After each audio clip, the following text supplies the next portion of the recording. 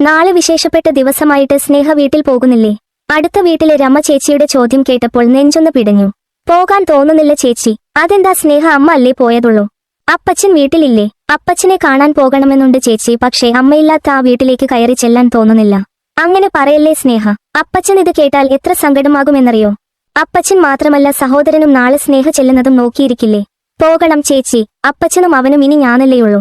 കഴിഞ്ഞ വർഷം വരെ ക്രിസ്തുമസ്, ഈസ്റ്റർ, ഓണമൊക്കെ എന്ത് രസമായിരുന്നു. കൊച്ചുമക്കളെയും കൂട്ടി ഞങ്ങൾ ചെല്ലുന്നുണ്ടെന്ന് അറിഞ്ഞാ പിന്നെ വീട്ടിലൊരു ഉത്സവമാണ്. മോളെയും മരുമകനെയും സത്കരിക്കാൻ വിഭവങ്ങൾ വാങ്ങാൻ ഓടുന്ന അപ്പച്ചൻ വാങ്ങി കൊണ്ടുവരുന്ന ഒന്നിലും തൃപ്തിയില്ലാതെ പിറുപിറുത്തുകൊണ്ട് വിരുന്നൊരുക്കുന്ന അമ്മ, അളിയനും പെങ്ങളും ചെല്ലുന്നത് ആഘോഷമാക്കി മാറ്റാൻ കാത്തിരിക്കുന്ന സഹോദരൻ. എനിക്ക് മാത്രമല്ല ഇച്ചായനും ഉത്സാഹമായിരുന്നു എന്റെ വീട്ടിൽ പോകാൻ. ഞങ്ങൾ വൈകിട്ടത്തേക്കേ ചെല്ലു എന്ന് പറഞ്ഞാലും വിരുന്നൊരുക്കി ഉച്ച മുതൽ വഴി കണ്ണുമായി അമ്മ കാത്തിരിക്കും. അതു കാണുമ്പോൾ അപ്പച്ചൻ ചോദിക്കും, കുട്ടികൾ ഇങ്ങോട്ടല്ലേ വരുന്നത്, പിന്നെ നീ എന്തിനാ ഇങ്ങനെ ധൃതി പിടിക്കുന്നതെന്ന്. ദൂരേന്ന് ഞങ്ങളെ കണ്ടാലോ ഓയിട്ടി വരും. കൊച്ചുമക്കളെ കോരിയെടുത്ത് തുരുതുരാന്ന് ഉമ്മ വെച്ചിട്ട് എന്റെ നേരെ ഒന്നു നോക്കും. എന്റെ മോളങ്ങു വല്ലാതെ ക്ഷീണിച്ചു പോയല്ലോ. നിങ്ങളുടെ പിന്നാലെ ഓടി ഓടിയ എന്റെ കൊച്ച് ക്ഷീണിച്ചു പോയതെന്ന് കൊച്ചുമക്കളെ നോക്കി ഒരു പരാതിയും. പിന്നെ മരുമോനെ നോക്കി പറയും, കഴിഞ്ഞ തവണ കണ്ടതിലും എന്റെ മോനും ക്ഷീണിച്ചു പോയിന്ന്.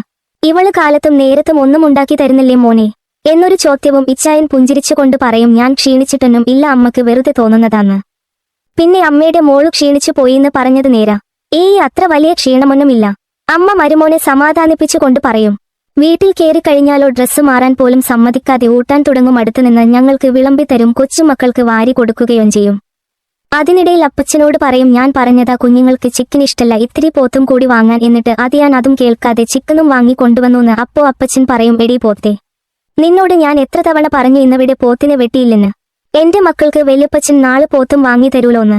ഊണ് കഴിഞ്ഞാലോ അമ്മ എന്നെയും വിളിച്ചുകൊണ്ട് അടുക്കളയിലേക്ക് പോകും. തിന്ന പാത്രം പോലും കിഴകിക്കില്ല. പിന്നെ വിശേഷം പറച്ചില, അയൽപ്പക്കത്തെ വിശേഷവും ആ നാട്ടിലെ വിശേഷങ്ങളും പറഞ്ഞുകൊണ്ട് അടുക്കള പണി തീർക്കും. ഞാൻ എന്തേലും ചെയ്യാന്ന് വെച്ചാലോ സമ്മതിക്കില്ല.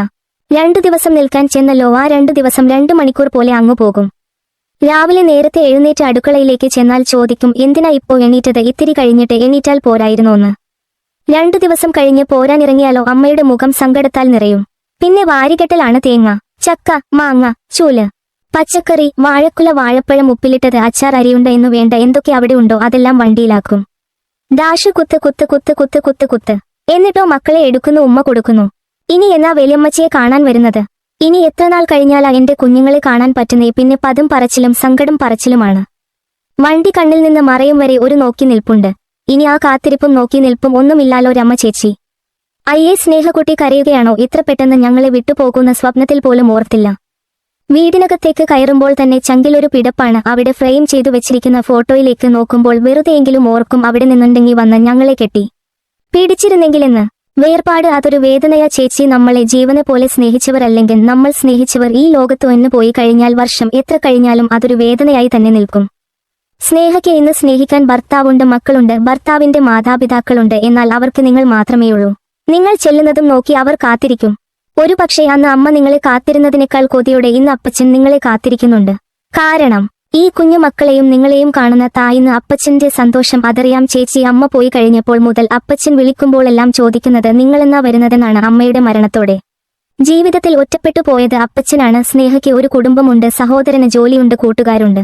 പക്ഷേ അപ്പച്ചൻ ഒറ്റക്കായില്ലേ? ശരിയാ, അവർ എപ്പോഴും എന്തേലും പറഞ്ഞ് പിണങ്ങുമായിരുന്നെങ്കിലും അവര് തമ്മിൽ ഭയങ്കര സ്നേഹമായിരുന്നു.